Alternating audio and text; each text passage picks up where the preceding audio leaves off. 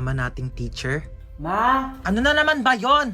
paano ba maglaban ng parang tumutunog pag pinitigaw? Ito kasi yan. Di ba, hawakan mo to. Tapos, pigain mo. Tsaka mo, kusutin. O, tapos gagawin mo lang mabilis. Wow, ang galing. May tunog na. O, ikaw naman, dali. Uy, ganun pala yon. Thank you, ma. Salamat sa pagturo sa amin ng mga bagay-bagay na dapat naming matutunan sa buhay namin.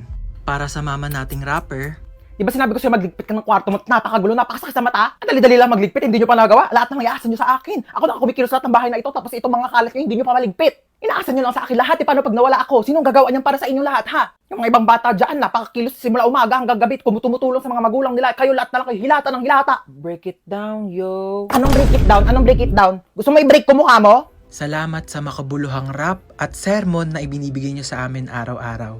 Para sa mama nating chef, Kakain na dito, baba na. Opo, wait lang po. Bumaba ka na dito at kakain na. Opo, ito na.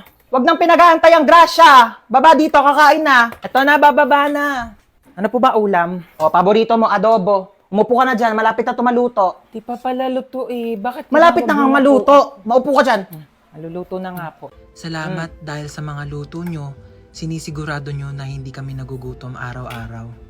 At para sa mama nating doktor, Nahilo ko.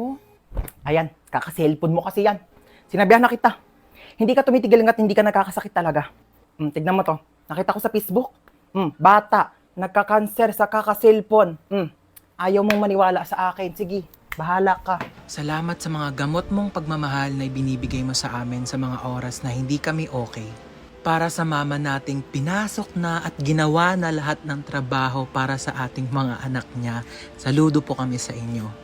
Maraming salamat sa sakripisyo na ibinigay niyo sa amin. Mabuhay lahat ng mama sa mundo.